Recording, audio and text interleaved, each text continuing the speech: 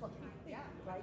But I need some of these definitions of something like that. Yes, so if you could,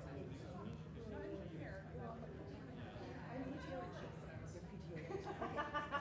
Very heavily involved, but I don't have a specific role, just because my little one is going through school. So I'm just like. Helen, will you call us back in from closed session, please? Thank you, Deputy Mayor. The council is reconvening from closed session, during which it discussed matters 1, 2, and 3 on the closed session agenda, which is potential litigation under Government Code Section 54956.9 sub D sub 2 and sub D sub 2. No reportable action was taken. Item number 2, existing litigation, Assisted Living Foundation of America versus the City of San Marcos et al. Under Government Code Section 54956.9 sub A and sub D sub 1. City Council discussed the matter and no reportable action was taken. On item number 3, potential litigation under 54956.9 sub D sub 2 and sub E sub 3, one potential action relating to property located at 2907 South Santa Fe Avenue, San Marcos, owned by Klieg Enterprises. The City Council discussed the matter and provided direction. No reportable action was taken. That concludes the closed session report. Thank you, Helen. And perfect timing at 6 o'clock. So I'll go ahead and call the meeting of the City Council together to order tonight. And Councilmember Musgrove, will you lead us in the pledge, please? Happy to, Deputy Mayor.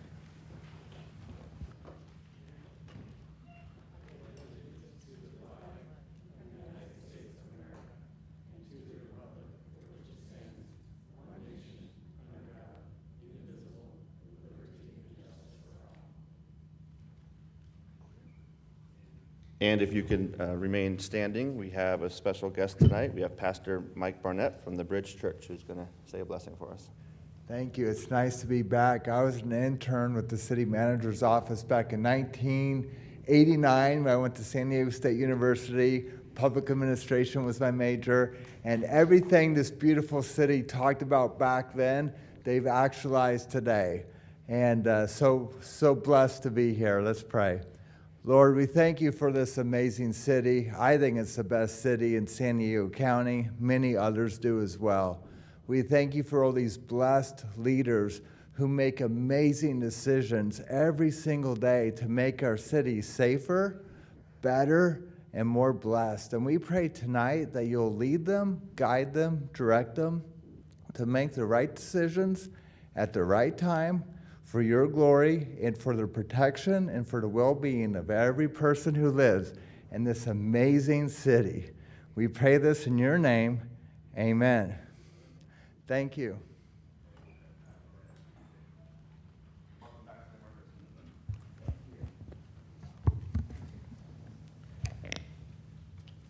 Okay, Phil, can you take a roll call, please?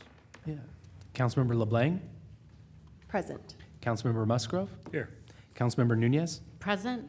Deputy Mayor Sinella? Here. And the minutes will reflect that Mayor Jones is absent this evening. Thank you. And to the public out there, Mayor Jones sends her regrets that she's going to miss tonight. I believe this is her first meeting that she's missed, at least since I've been on the council, and she had a funeral to attend tonight, so we wish her the best. We don't have any presentations or proclamations tonight, and so we'll move on to tonight's consent calendar. Do we have any of my colleagues want to pull any items there, or do we have a motion? Move to approve. I'll second. Okay, we have a motion to approve and a second. All in favor say aye. Aye. Aye. Aye. Any ayes? Motion passes unanimously. Do we have any oral communications tonight? Thank you. John Mosier. Good to see you again.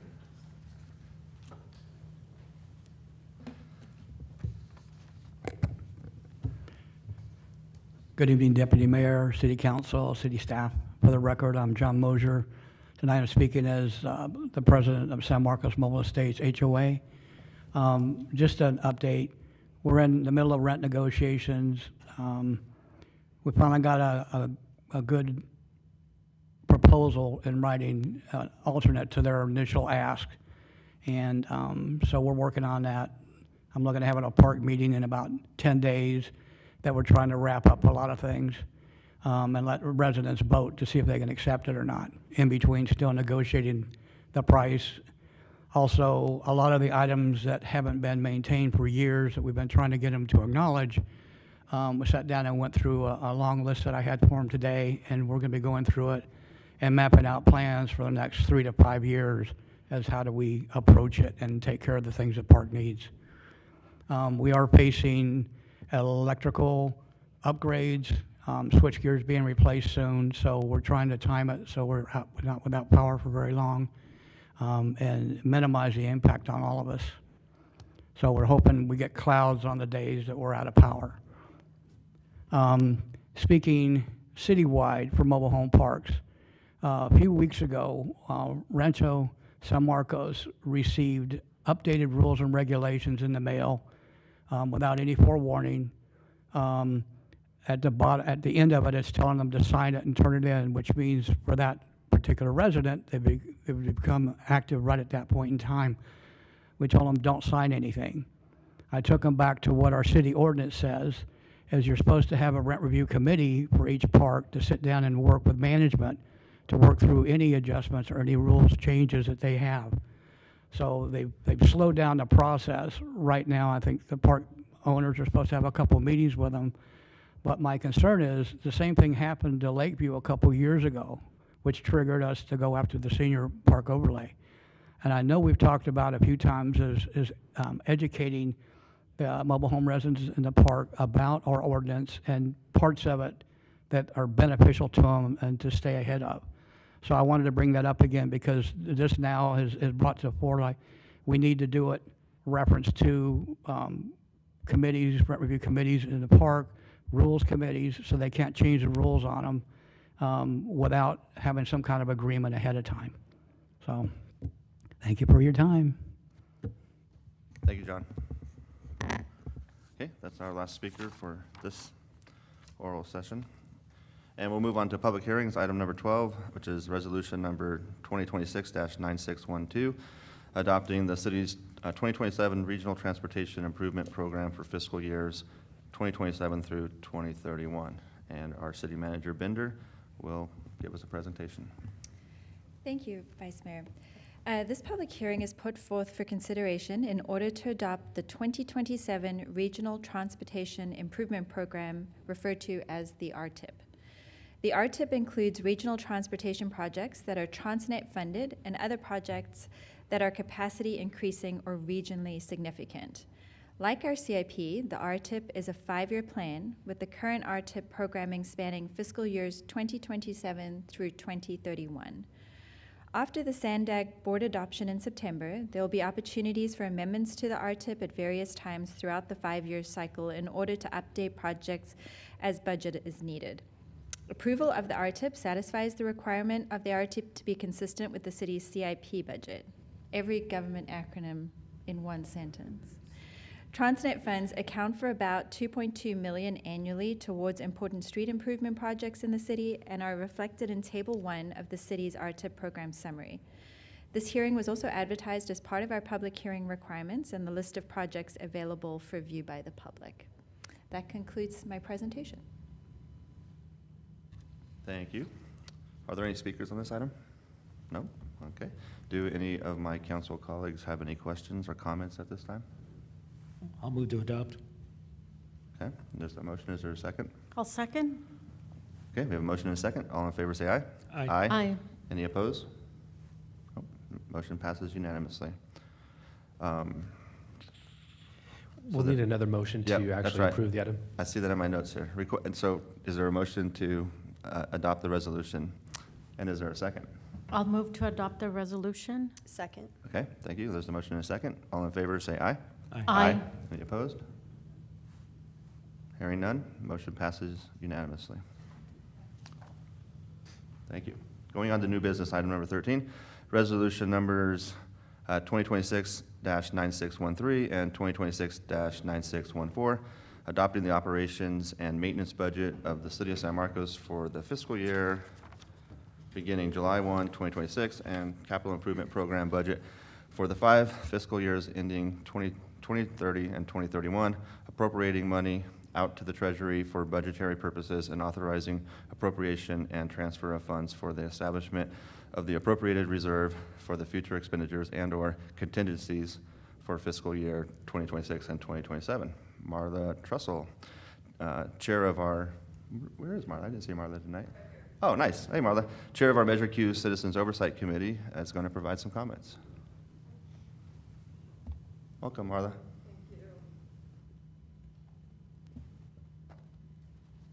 So first, I'd like to extend my condolences to Mayor Jones. I'm sad that she's not here. However, good evening, Deputy Mayor and esteemed council members. I am Marla Trussell, Chairperson of the Measure Q Oversight Committee.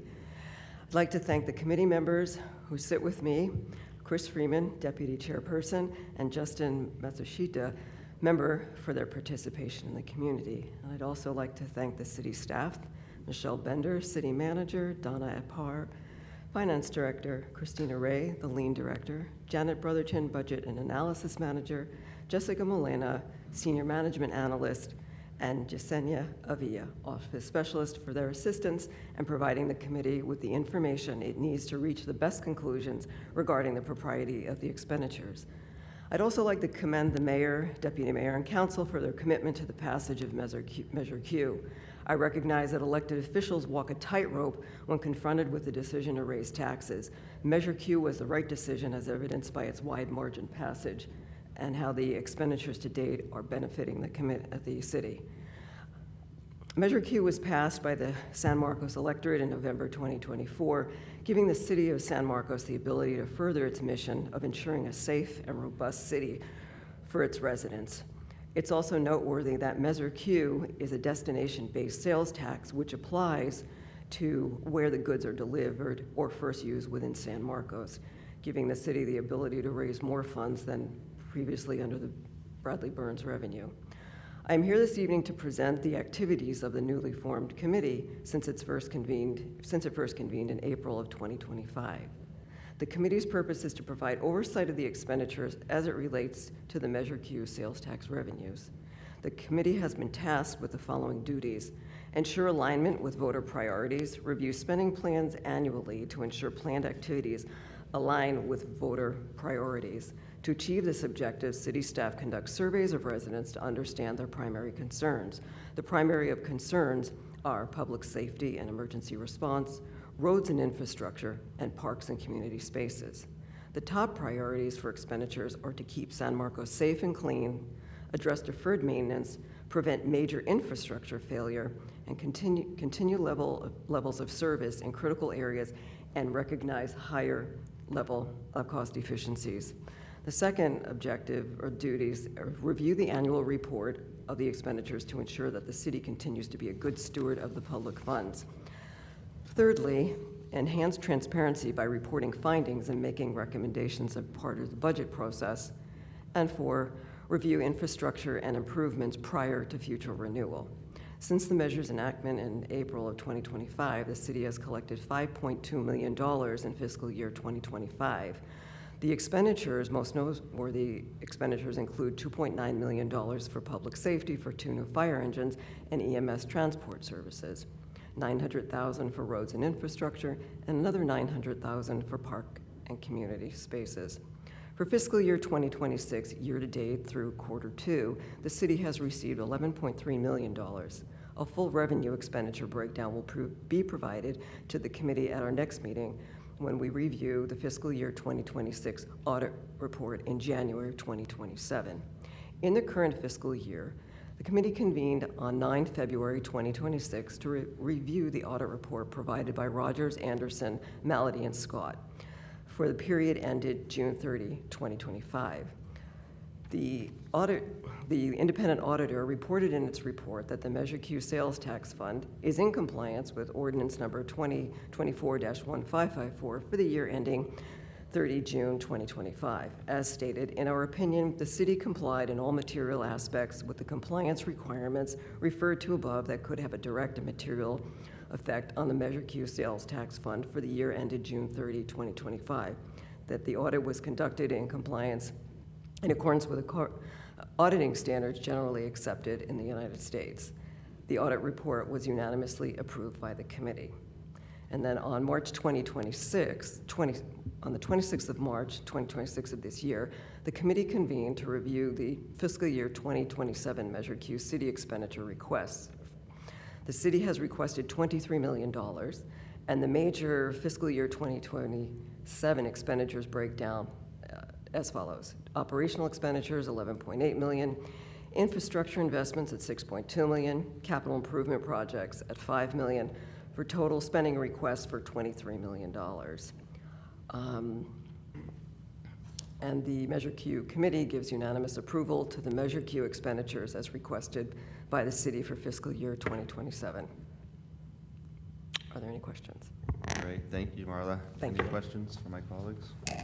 Just a quick thank you, Marla. Very, very comprehensive, Thank you. detailed, and it followed a very good track from start to finish. Appreciate Thank you it. very much, Councilmember Yeah. Musgrove.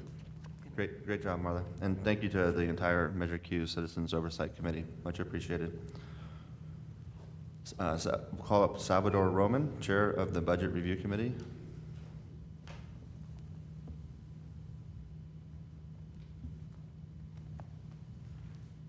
Good evening, Salvador. Good evening. It's going to be tough to top that speech.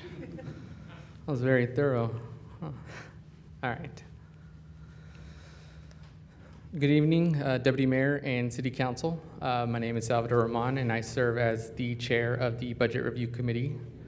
Today, I am here to speak on behalf of the committee's recommendation, staff's proposal for fiscal year's budget 2026-2027 budget.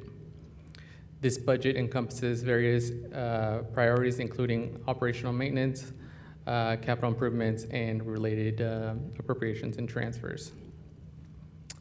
For those of the committee or residents that don't know what the Budget Review Committee is, we are dedicated residents who take time to review and discuss the department's budget proposal, taking into consideration cost-saving measures, support the development of a balanced annual budget, and the committee's role is advisory, and our work is intended to support the finance director, City Council, and the city's fiscal priorities. The Budget Review Committee collectively considered the resident priorities, current economic environment, and the city's long-term needs. This year, we all engaged with all the various departments within the city, particularly focusing on public safety, infrastructure, and financial stability. At this time, I want to make sure I extend my gratitude to City Manager Michelle Bender, Finance Director Dana Parr, and the rest of her team. Their expertise, transparency, and partnership were instrumental in our success. We collaborated closely with city staff who provided us with the necessary information to make informed decisions. I know that we ask a lot of questions, and we really appreciate you guys taking the time to address even the smallest questions. I also want to take time to thank our fellow committee members for your unwavering commitment, dedication, and thoughtful contributions to this process. It has been an honor to collaborate with my fellow residents. I would like to conclude with thanking City Council for the opportunity to serve as chair and as a member of the committee. It has been an honor to serve as a resident, and I thank you guys for the privilege. With that, we would like to express recommendation of the adoption of the resolution for the fiscal year budget. Great. Thank you for the presentation, Salvador. Any questions for our fellow resident? No?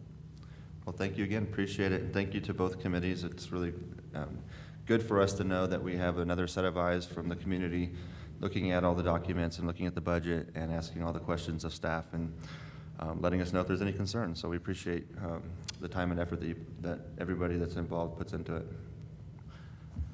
Okay, we got a whole team over here. So we have our Finance Director, Donna Parr, our Budget Analysis Manager, Janet Brotherton, our Development Services Director, Isaac Echamindi, and our principal civil engineer, Dara Woods, will give us a presentation on the budget.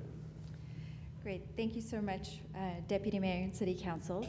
This evening, we're presenting the fiscal year 2026-27 budget for adoption. Before I turn things over to our Finance and CIP team, I want to start by thanking the City Council for your clear policy direction throughout the process. I also want to acknowledge the members of the Budget Review Committee and Measure Q Oversight Committee would not be here tonight were it not for the time and thoughtful feedback you've provided along the way. Thank you. With that, I want to start with the most important headline. Staff is presenting a budget that is structurally balanced, maintains compliance with the City Council's reserve policy, meets all infrastructure funding targets, and most importantly, prioritizes the fundamentals that matter most to our community: public safety, infrastructure, neighborhood quality, and responsive city services. This budget also does something else that is very important. It continues the city's focus on long-term fiscal health and sustainability. Like cities throughout California, we continue to see costs rising faster than revenues. Labor, pension, insurance, and operational costs continue to increase while revenue growth remains slower and less predictable. That's why the City Council's steadfast commitment to fiscal discipline and operating like an efficient business has been so important.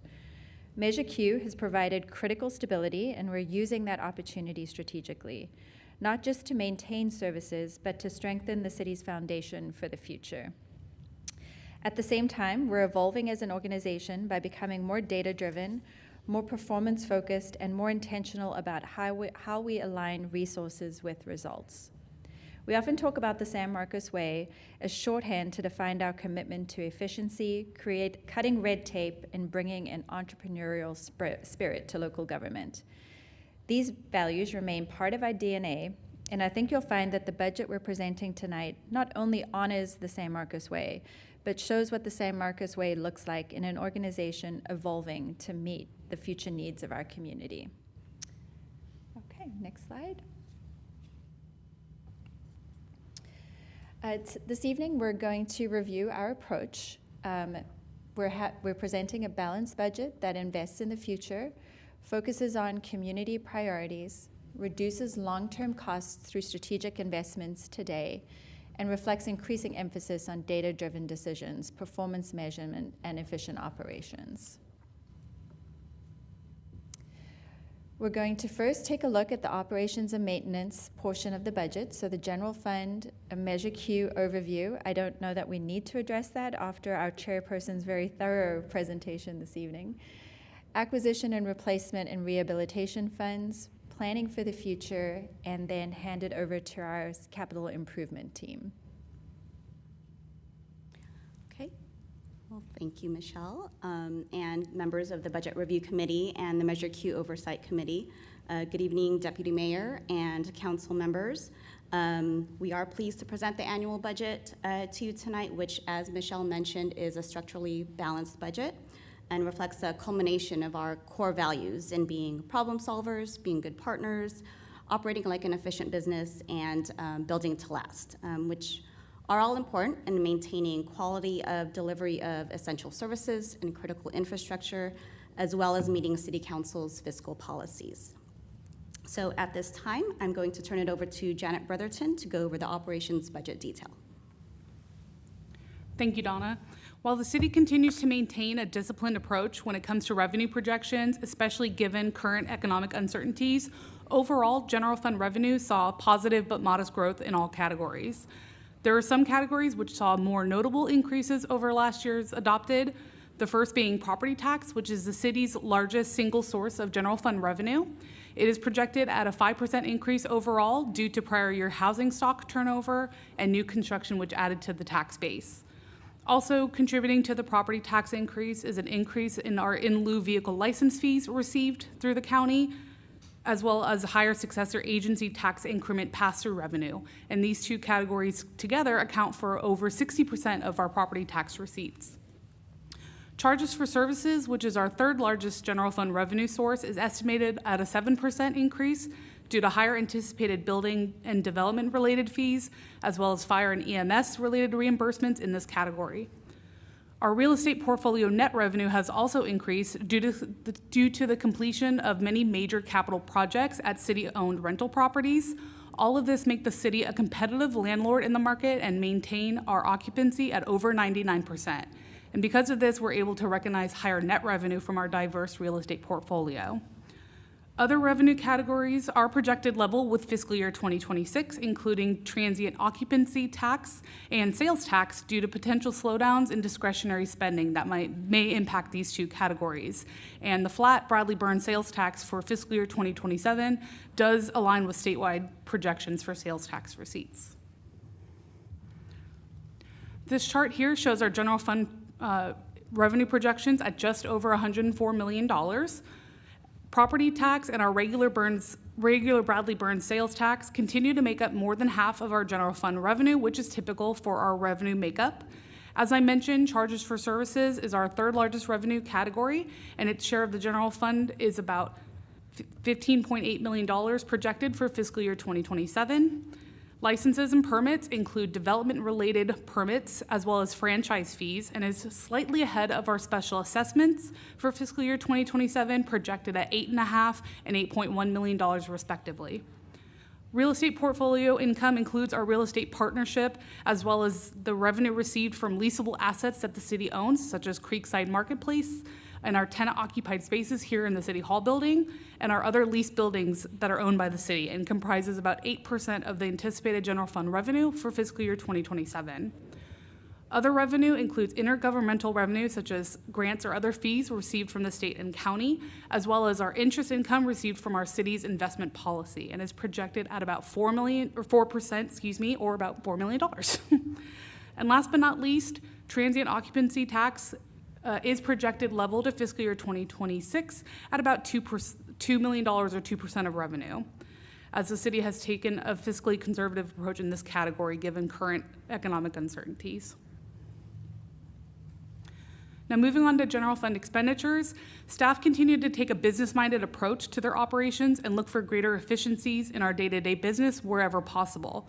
Just a few examples include leveraging in-house staff expertise to repair the city's paint striper, replacing all lighting with energy-efficient bulbs whenever replacements are needed, and the use of the city's clean well water for street sweepers instead of using metered water. These are just some examples of how departments have found efficiencies big and small to help with our long-term fiscal sustainability. However, expense categories noted here account for regular known increases that all cities face compared to fiscal year 2026.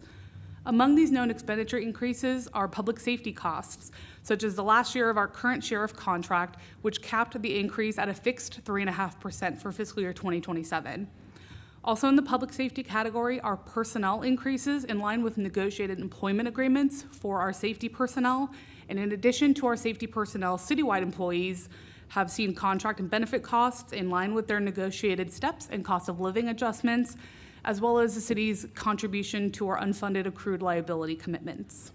And lastly, we're still seeing inflationary impacts on contracted operating costs, which continue to be a cost pressure associated with our contracted city services, and is obviously being experienced by cities statewide.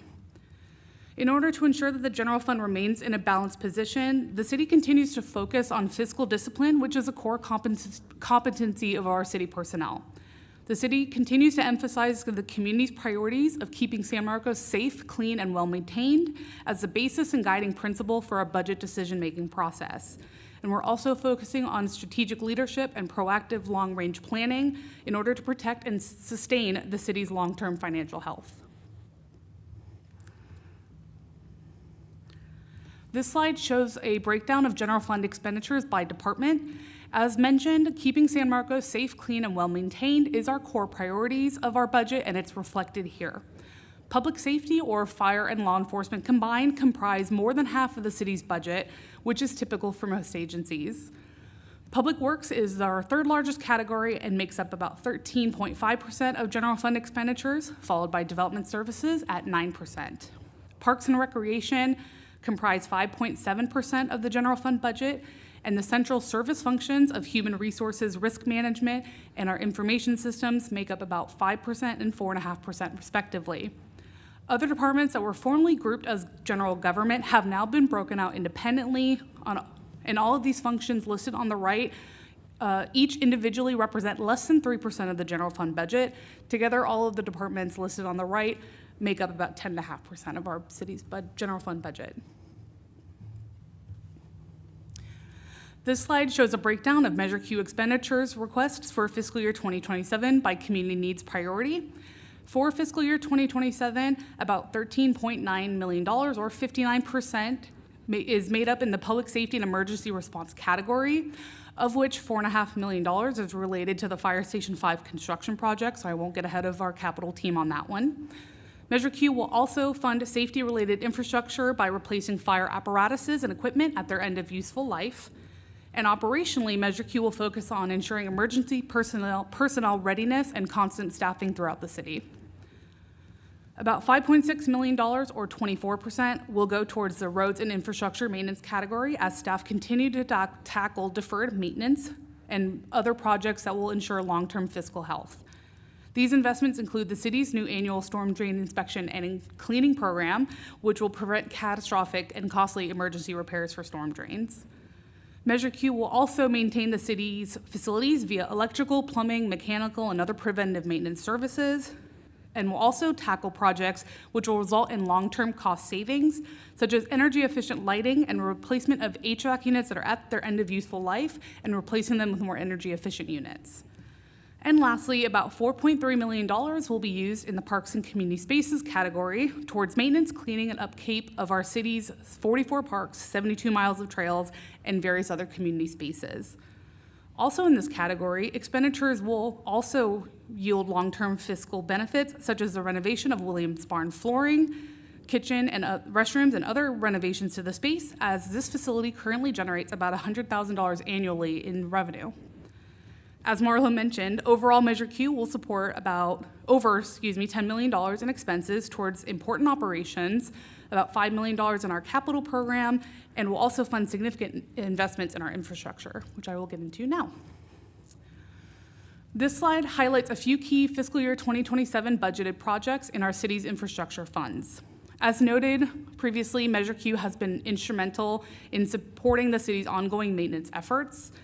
And these projects demonstrate how these resources will be used to preserve and enhance our critical public infrastructure assets while also realizing long-term cost efficiencies. Starting with the Vehicle Acquisition and Replacement Fund, which will focus on replacing equipment at the end of its useful life for safety personnel. This includes a Type 3 fire engine, as well as one ambulance, both of which are at their end of useful life. And we will also be replacing self-contained breathing apparatuses for safety personnel, again, replacing equipment at the end of its useful life. We will also be supporting our ongoing leases of our street sweepers and white fleet. As I mentioned previously, infrastructure investments are also focused on projects that will recognize long-term efficiencies and returns on investments.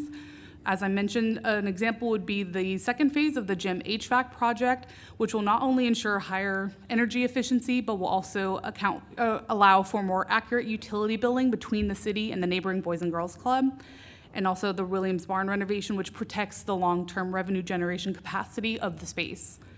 And the Infrastructure Rehabilitation and Replacement Fund will also deliver cost efficiencies such as lighting upgrades, and will also replace park playgrounds and other fixtures that are at the end of their useful life. This chart shows projected fiscal year 2027 funding levels compared to the goal defined by the city's fiscal management policy. As shown by the solid bar, projected funding for infrastructure is expected to exceed the policy goal in fiscal year 2027 and will continue to exceed it for the next several years. These higher funding levels are expected to bring the total lifetime-to-date funding of the city's 3 infrastructure funds back in line with the cumulative policy target by 2030, which is offsetting a shortfall created by lower infrastructure transfers in fiscal year 24 and 25, which happened because of budget constraints. Even after catching up on the lifetime-to-date funding, the city will continue supporting ongoing infrastructure maintenance and investments in future years per the city's fiscal management policy. And last but not least, with the current budget and economic factors discussed earlier, we wanted to provide an update on the city's reserve funds. As the council is aware, the city has a reserve policy that stipulates the city to hold 40% of unrestricted or liquid assets. This represents the second highest reserve rate in San Diego County and further insulates the city from significant economic hardships, all while having little to no debt against the city. The city is projected to be at 42% for fiscal year ending in 2026. However, with the increase in expenses, the estimated excess will be used to help continue to meet the city's minimum reserve threshold of 40% for fiscal year 2027. You'll also notice the last column on the right, which shows a 36% reserve level, which reflects the results of a short-term loan to the city's capital improvement program budget in order to facilitate the construction of Fire Station 5. As you may recall, during the Fire Station 5 workshop in July 2025, temporary or borrowed funds would be needed to complete the project without significant reductions to city operational services. An analysis of borrowing options shows that the use of opportunity reserves as allowed per the reserve policy prevents the city from incurring significant borrowing costs associated with loans from outside borrowing sources. These types of loans from external entities would cost millions of dollars in interest and other finance-related costs, which would inflate the project budget significantly. Therefore, a loan from the city's opportunity reserves would result in the lowest borrowing cost to the project and with interest payable to our reserves itself, which will help grow the city's reserve position and maintain our fiscal sustainability for the long term. As such, council directed staff to utilize the city's opportunity reserves for this need as it meets the criteria per the reserve policy, resulting in significant savings to the city. And with repayment period anticipated to be well before the 10 years term allowed per policy. This 36% level still allows the city to be above average compared to the cities in the county and keeps us in the top third of the reserves among all the cities in our county. And with that, I'll turn it back over to Donna for future planning considerations. Thank you, Janet. With council leadership and fiscally disciplined policies, the city remains committed to maintaining long-term fiscal health and high quality of life for the community. As cities throughout California are seeing rapid increases in costs, our ongoing efforts will focus on continuing to invest in addressing deferred infrastructure investments to minimize future cost of repairs, invest in revenue-generating real estate portfolio to preserve our Class A status so we can remain competitive, in strategic initiatives to grow our revenue base, consistent with Section 203 of the San Marcos Charter, such as our economic development strategic plan that is underway to foster a healthy local economy. All of which are part of how we invest in keeping San Marcos safe, clean, and well-maintained for the community.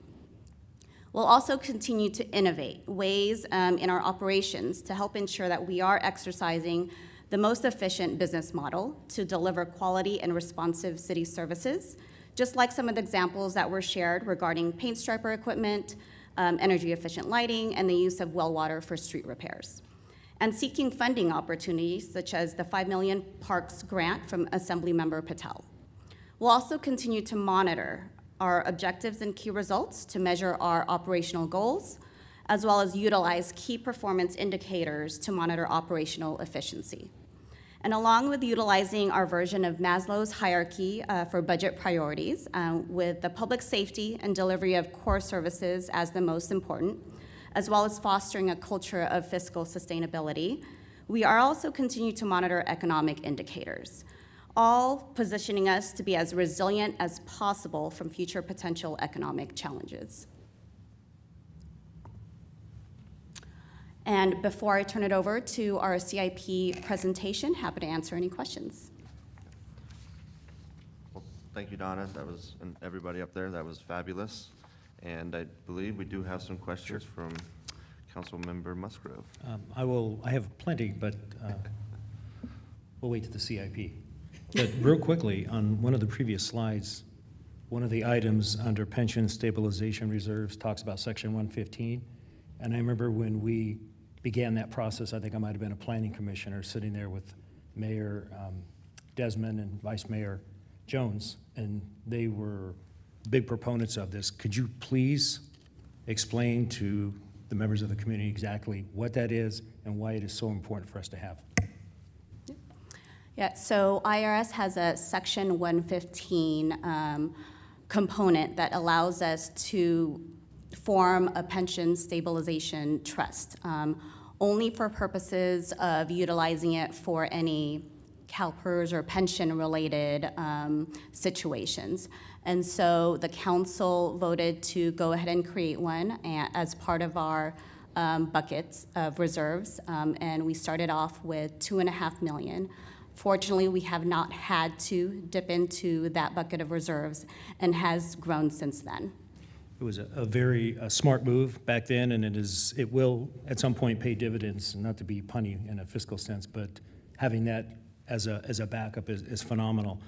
I would like to commend Donna, Janet, and of course Michelle for a meeting I had with them this past week where they sat with the guy that got a C in consumer math and explained our budget cycle very succinctly, but really to the point, and how we have income streams that are really benefiting now from the money from Measure Q, and how that money is being returned into those very items they're discussing tonight. So I'll continue with that a little bit later.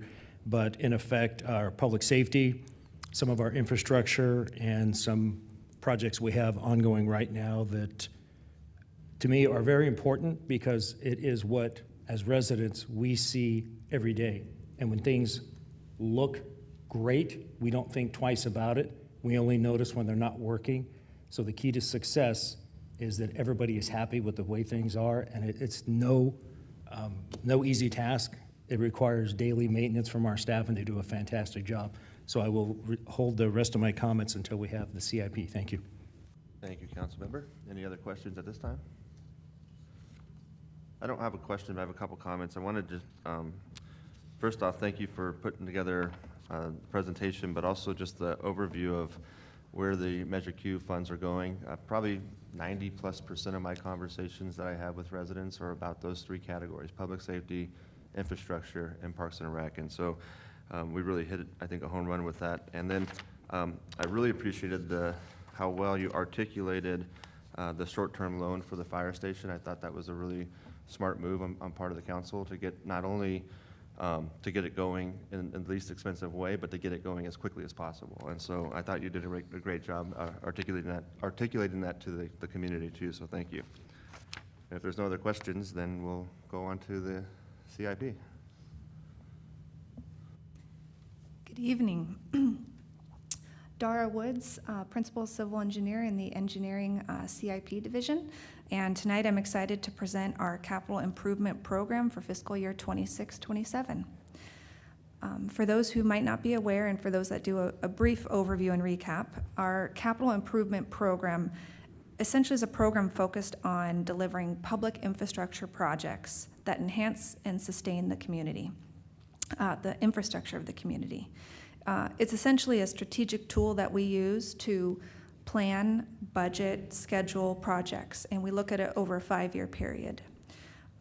It is a non-operational program. It's not daily ongoing core services. It's project-specific related, primarily larger projects, and we appropriate funds on a yearly basis. For fiscal year 26-27, approximately $21.6 million is appropriated. Thank you.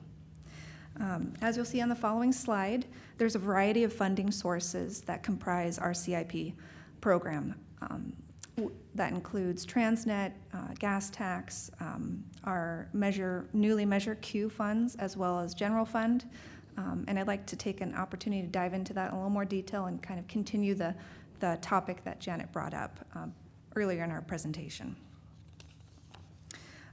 So of the Measure Q funds and general funds that are allocated to the fiscal year 26-27 budget, which is approximately $9.2 million,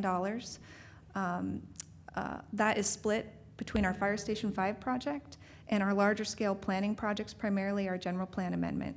And as Janet mentioned earlier, the funding for Fire Station 5 being Measure Q, and then our general fund reserves, because it's an expedited project, using those to fund a portion of that project with a repayment later on.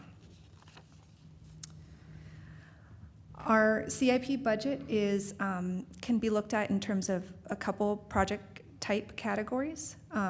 We typically break them up by our category of streets and traffic, planning, and infrastructure facilities. And we focus our CIP projects on addressing deferred infrastructure, improving roadway maintenance, improving conditions with that, planning for future years through various assessments, and as was discussed earlier, our Fire Station 5 project. I wanted to take the opportunity to key in on a couple project highlights for upcoming year. We have efforts with our fire station condition assessment that will be beginning, our Woodland Pool assessment, as well as our Discovery Lake Bridge repairs and our Discovery Lake restoration project. We also have our Bradley Park master plan. Next slide. As well as several projects related to San Marcos Boulevard, our Fire Station 5 project, an Olive Street Bridge project, and our continued work on our road repair and rehabilitation through our overlays and slurry seals. That pretty much summarizes some of the key highlights we wanted to identify and available for any questions you might have. Great, thank you again. Any questions at this time? Yes? These are all so exciting. I know that we have a lot of road work coming up, which is very exciting, but also will create some growing pains. So we are asking everyone to be very patient with us. Can you just tell the residents where they can go to keep up to date on everything that's going on with the San Marcos Boulevard improvements and anything that's in the pipeline? Thank you. Good question. We do have a lot of work coming up, and we appreciate the patience. We know it will have some impacts, and we want to get as much information as we can out to the public about that. We have been working with our communications team on ways we can do that through social media. We were actually discussing other ways we can put additional information on our website for our upcoming slurry seal and overlay projects that can answer maybe some of the questions that come through. But we have been working extensively with our communications department on the San Marcos Boulevard project and some of our upcoming road maintenance projects.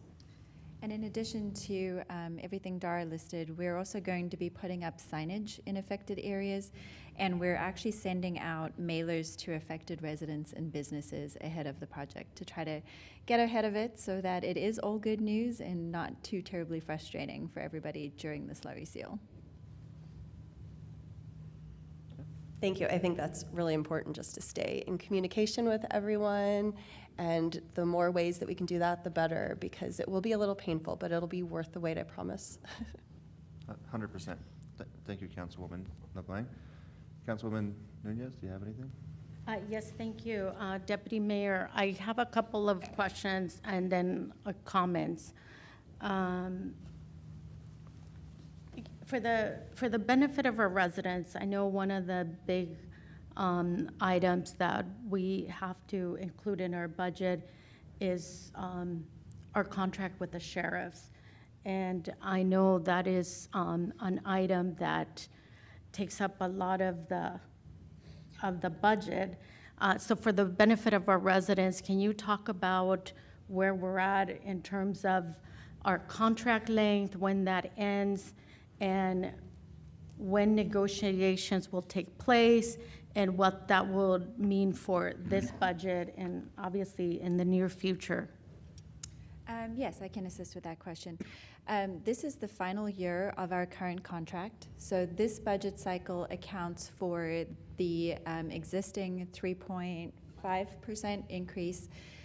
We have already been in discussions with the Sheriff's Office, and we'll be kicking off negotiations in the fall for the upcoming contract. At the moment, that's proposed to be a 3-year contract, but that's negotiable. We are expecting that there will be a request for a fairly significant increase in costs in the future contracts. Again, that's all negotiable, and we will be sitting down at the table in the fall. Should there be a significant increase in cost, we will be definitely keeping the council apprised of that, and we will have to accommodate that in next year's budget. Thank you for that. One other question, and this is a point of clarification to make sure that I'm understanding what's in front of me. So if we can pull up, I'm looking at the Lighting and Landscaping Maintenance District Fund. So this is the proposed budget, and it shows that it's page 101.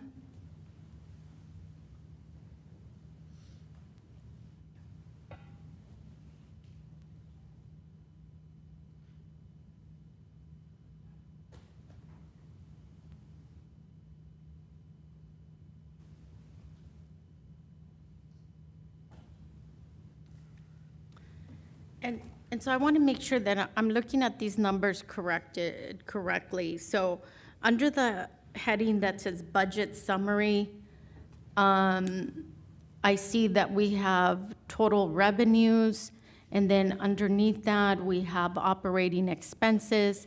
And I see that there's line items under operating expenses, under salaries and wages, health benefits, retirement benefits, other personnel expenses, and contractual services.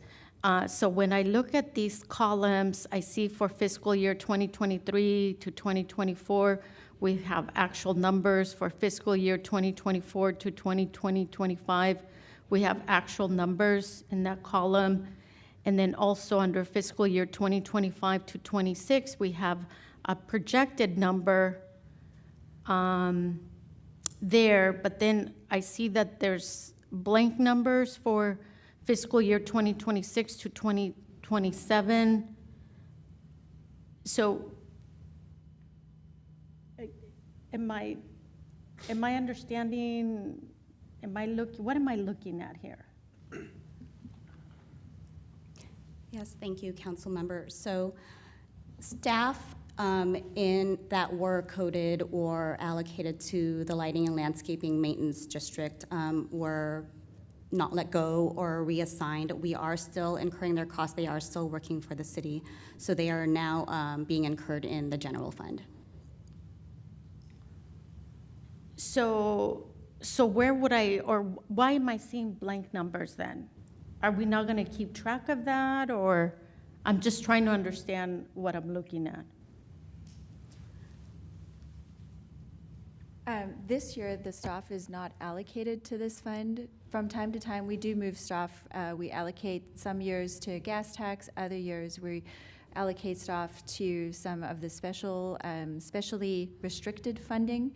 This year, because the budget for the LLMD is it's being utilized with the contract maintenance, so the staff that were previously listed are now being accommodated in the general fund. So as Donna mentioned, they do still work for the city and they do still provide service. They're just not being budgeted in the LLMD. They're being budgeted in the general fund. So in the line item under the public works budget where you see the staff listed, those staff are part of that number. So then are we not keeping track of this number then? Is that the idea? I'm not sure. Could you rephrase the question? Yeah, I'm just trying to understand then, where would I see then this number, or are we not going to keep track of that staff? The staff are now in the general fund, so if you go to the Public Works page on the general fund, you'll find them there. As you can see, some of the LLMD is being funded by the general fund, so it's 6 of one, half a dozen of the other. So those staff are now captured under the general fund in the Public Works page. What page is that in the proposed budget?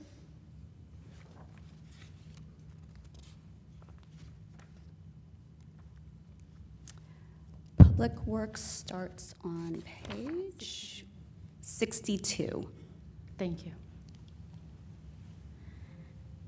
And so I'm trying to understand then, the numbers that I see here in prior years, did that include the amount that was covered, or maybe I'm not asking it correctly, with the general budget, or how was that? Was it a total?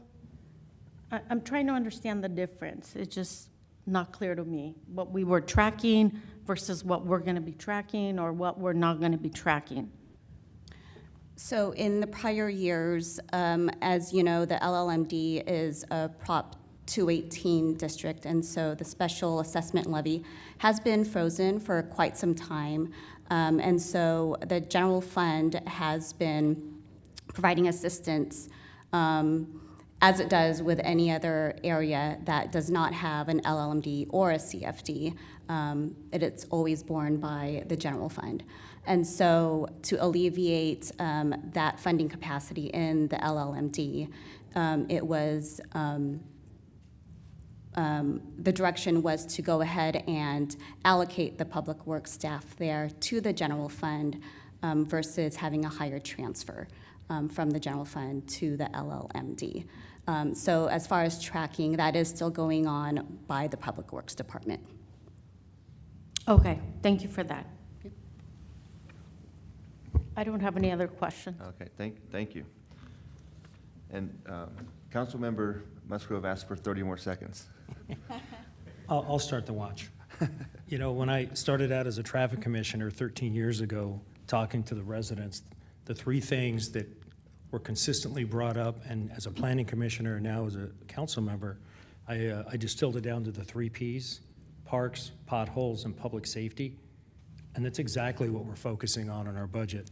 So in addition to making provisions for the new sheriff's contract, Station 5, which are absolutely necessary, the infrastructure, which is very important. And again, it's like I said earlier, you don't see it every day because we do such a great job. And once in a while, you'll see a pothole, and it's usually as a result of popping on asphalt with, we've had this talk before. Anyway, those get fixed quickly, and we encourage our residents to go to our website and report that, and it will get fixed very quickly. But in addition to the other issues that were brought up, I want to bring up one other one that's been years in coordinating, and it looks like we're ready to pull the pin on this one, is the partnership with Caltrans. So a lot of the problems we have in our city with traffic are due to the different jurisdictions that control. So North County Transit controls the timing on the crossing guards. We try and coordinate our lights within those confines. But anytime you come to an on or off ramp for State Route 78, those are controlled by Caltrans. And those are adjustable based on the demands of the roadway. Their goal is to keep the traffic on 78 moving. So if it backs up into our city, that's our problem, not theirs. But we have a program right now we're getting ready to kick off, and if I'm getting the timing wrong, Michelle, please correct me, with the off-ramp at Nordall and 78 to have our system interact with theirs to make it a more coordinated effort to get folks off that off-ramp and to clear that intersection. And also, I think we're in discussion with the city of Escondido for the south side where Mission comes in, Auto Parkway. And again, that is kind of a pilot project.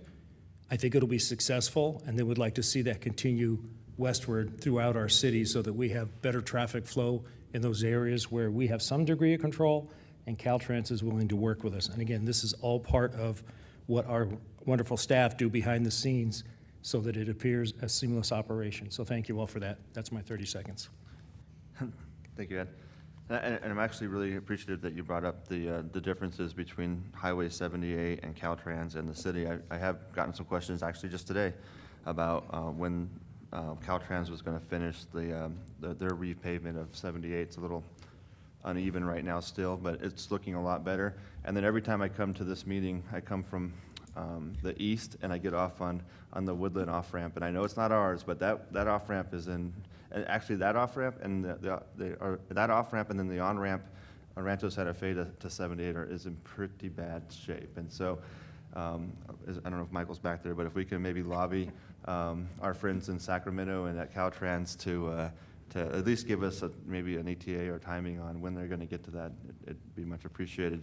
But I do think some of our, to Councilmember Musgrove's point, I do think some of our residents get a little bit confused as to the differing responsibilities by the different entities. So I don't have really any questions. I do have one question. So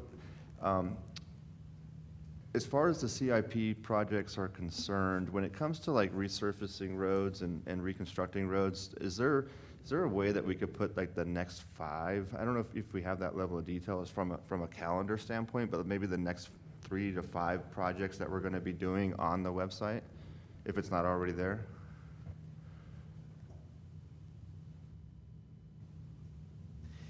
So right now, we're focused on trying to catch up on kind of some of the deferred maintenance. We do use a system that kind of looks at those things. The further out we go, the less certain it is, so we don't want to be promising things that we can't live to. So we want to be careful of that. But we can certainly look at how far out we can start to put these streets. And we're actually out right now re-rating the streets, which is a huge component of that, to get new PCIs on those roadways. So I think once that concludes, we can certainly work with the city manager's office to determine, you know, what kind of detail can we get out to people and start to program out longer and longer range projects. Okay, great. Even if it's, and I completely understand, that makes a lot of sense, Isaac, thank you.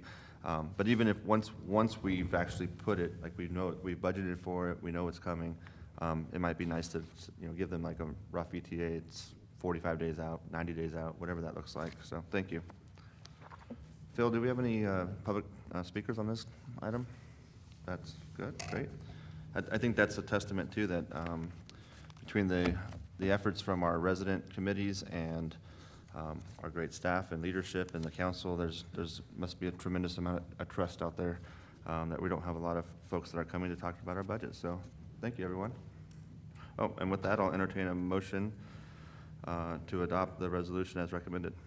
I'll make the motion that we adopt the resolution adopting the operations and maintenance budget of the city of San Marcos for fiscal year beginning July 1, 2026, and the capital improvement program budget for the fiscal years ending 2030-31, and appropriate money out of the treasury for budgetary purposes, and resolution authorizing the appropriation and transfer of funds for the establishment of an appropriated reserve fund for future expenditures and/or contingencies for fiscal year 2026-27.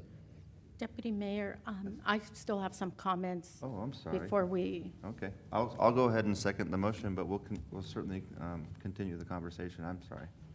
Thank you for that. I definitely want to take the opportunity to congratulate everybody, our staff and our volunteers, the Budget Review Committee and the Measure Q Committee. Your insights are really invaluable. Every time I get to talk to one of you, you provide so many insights. And so I do appreciate all the work that has gone into this. I think today is a day to be celebrated because we have a proposed budget in front of us that's balanced and it's fiscally sound. And so I do want to congratulate everybody on that. I see all the hard work that it's happening. I do also want to highlight that I appreciate that this budget is focused on our core services and really making sure that we maintain our sound economic viability. And so what that means for me, what I keep hearing, what I read and preparing for tonight's meeting is that it's very clear how critical our Measure Q funds are to our city and to this budget. And so I do want to take the opportunity to once again thank our residents, our voters for having the confidence and for voting in favor of Measure Q. And so I don't want us to lose sight of that because it's so critical for us to be able to deliver for our residents and be able to continue to meet our mission. And having said that, I also think that it's really important for us, not only as a council, but as a city, to make sure that we continue to be transparent. And so with that in mind, I do want to make sure that continues to happen. One of the things that I've been thinking about is during our largest infrastructure project, when we constructed our bridges, was that we had a standing item on our agenda to get an update from our city manager to let us know what the progress was. And I really found that really useful. I received a lot of comments from our residents that they found that very useful in order to stay on top of what was happening and what was to come. And I'm hearing the same from my colleagues today. So having said that, I really would champion for us to do something similar particularly with the Measure Q funds and how we're delivering for our residents. So having said that, I will be voting in favor of this budget that's in front of us, but also keeping that in mind that we do need to continue to be transparent. Thank you. Councilwoman LeBlanc. Thank you for that, Councilmember Nunez. I actually wanted to echo those sentiments because it's really hard to trust a city with your tax dollars, and we really appreciate the residents putting their faith in us. And I think we are following through on all of those promises, and I'm really proud to support this budget. It's a really exciting time to live in San Marcos. We have a great city staff.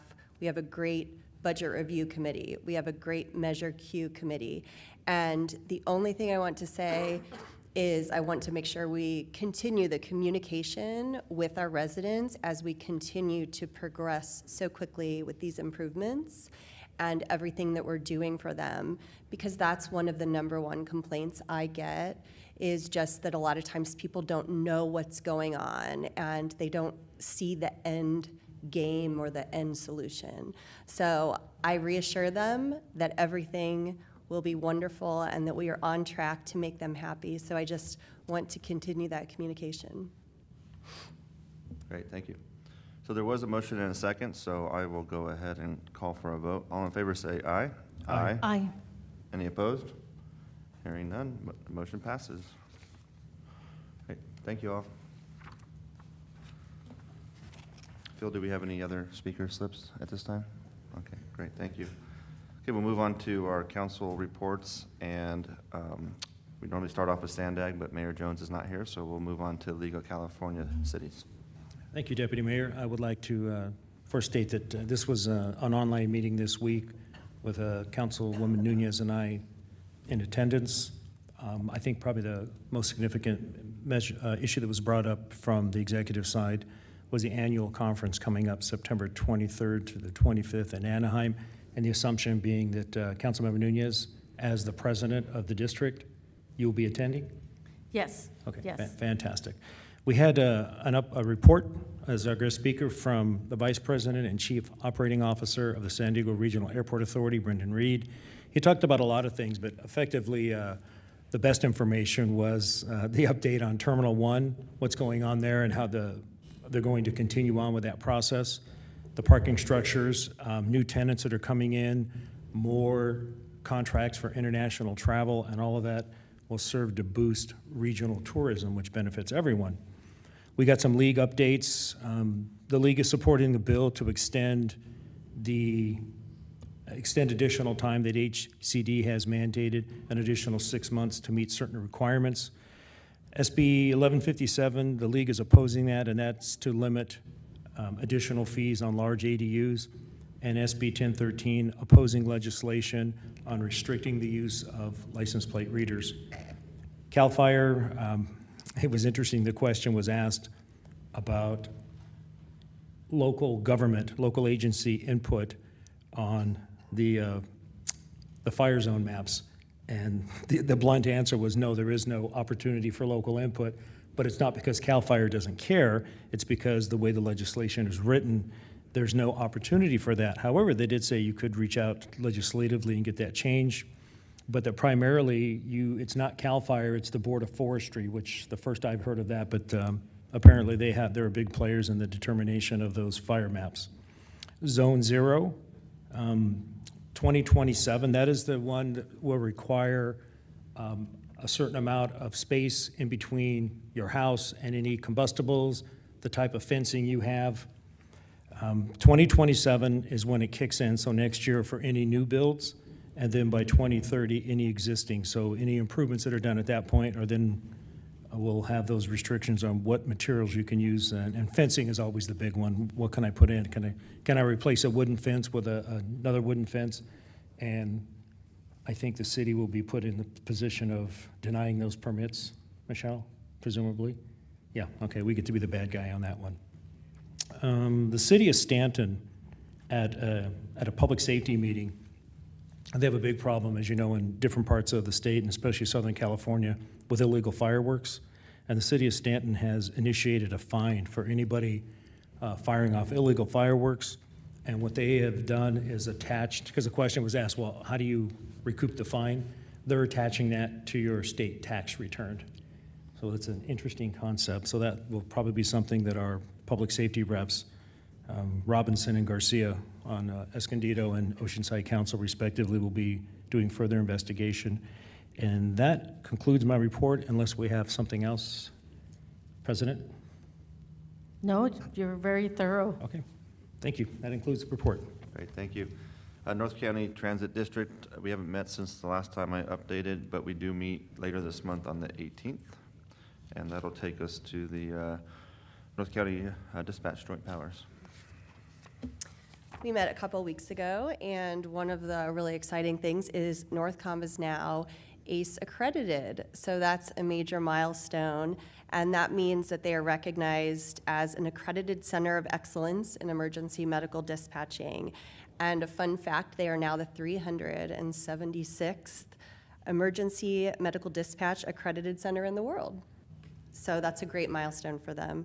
We also had a closed session with some labor negotiations, and we passed our fiscal year 2026-2027 budget. And I always talk about what a great community it is over there, and such great people, great leadership. And a fun fact about that with passing the budget is they're so staff-centric that more than 76% of their operating budget goes toward personnel costs. So it's a great community over there. And another exciting progress note is that they're moving forward with the Harmony Grove facility. And the plans were submitted to the county in April, could take about a year to get those approved. And they're currently looking at grant opportunities for that and moving forward on one grant. So that's making some good progress. Great, thank you. Clean Energy Alliance. Thank you, Deputy Mayor. We had our last meeting on May the 28th, a couple of really big milestones for the Clean Energy Alliance. We celebrated our 5-year anniversary, so after our board meeting, we did have a celebration. It was very well attended. I got to meet, I think, most of our advisory committee members that serve. One of them is here today, John Mosier, who's very involved, and so it was great to meet some of those individuals in person.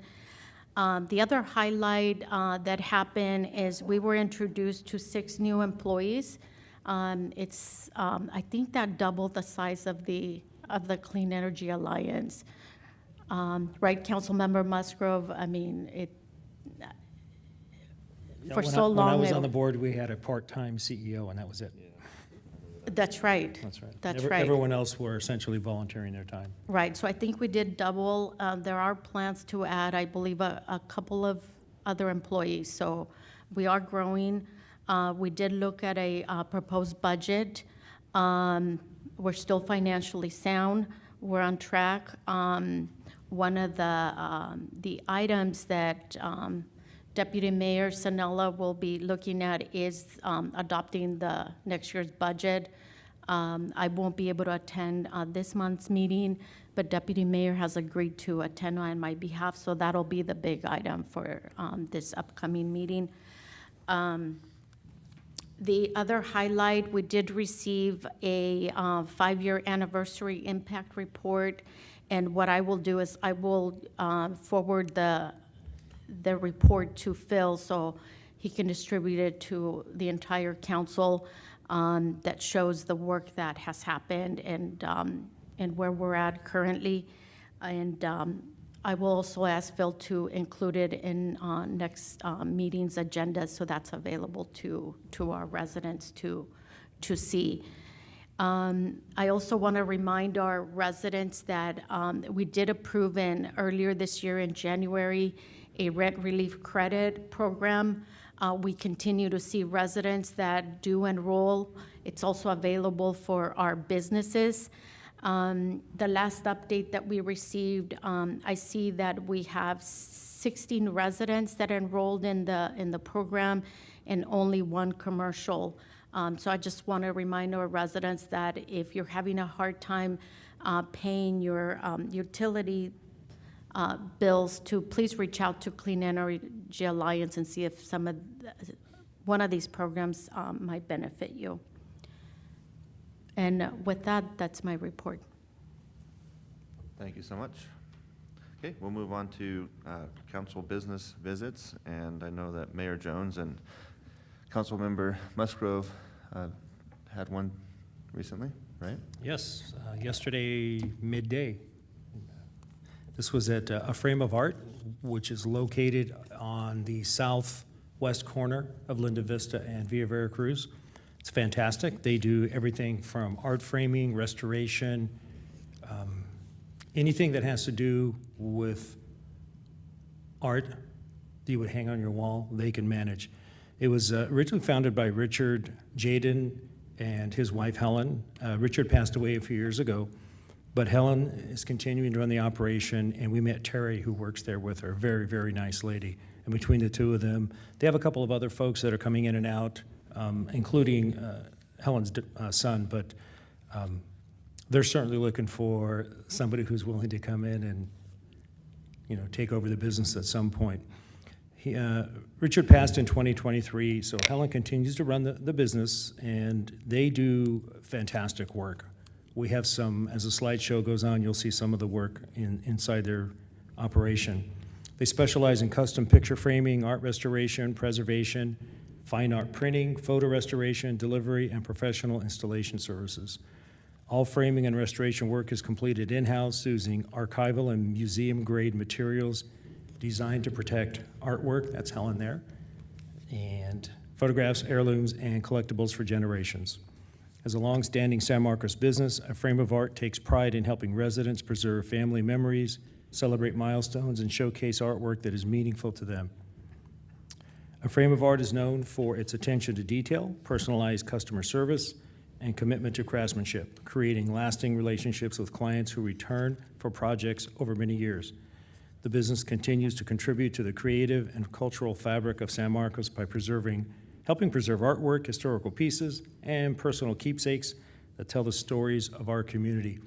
Those frames right there that you see are on a fixed wall, but in the slide previous, they have, you can see to the right where she's standing on that particular photo, but to the right, they have barn doors, the kind you would see, they take up less space, so you have a barn door, sliding door. They're completely walled with frames. And they have a stock. Some of those are discontinued items, but they have suppliers. They do all their custom cutting, joining, attachments, stretching, everything inside a room that can't be bigger than 20 by 20. And the machines are very, very precise, very sharp, because they do a lot of wood cutting right there. And it's just fantastic. You walk in there and you just feel like you've gone back in time a little bit. There were some recreations of famous artwork that they're working on, and you can't really see it, but where Helen is standing right there, she's holding up a picture that we took, I should say Sarah took. There was a movie out a few years ago, The Girl with the Pearl Earring. It's a Vermeer painting, and the movie's based on that. That's a cat dressed up like the model in the photo, in the painting rather, and instead of a pearl earring, it is a pearl, but it's shaped like a goldfish, the little snacks. It's kind of cute, but that is somebody's personal item that they restored and framed, and they just do fantastic work. We were there for maybe just a little over an hour. Probably could have spent the better part of the day there with them, and they were working the whole time we were there. Just terrific people. If you have any keepsakes or interested in any kind of work, restoration, or custom framing, that's the place to go. And it is at 310 Villa Veracruz. Great, thank you, Ed. Do we have any council commentary? Councilmember Nunez. Thank you, Deputy Mayor. I want to give a shout out to the city staff, volunteers. This past Saturday was our annual Trails Day. Every year, such a great event. It was a beautiful day. I was able to participate doing the hike to double peak, so we couldn't ask for better day, better views. And so I just want to thank the city staff for a wonderful job and our volunteers that are so dedicated to our city. Great. Very nice, thank you. Any other commentary? Okay, then we're adjourned.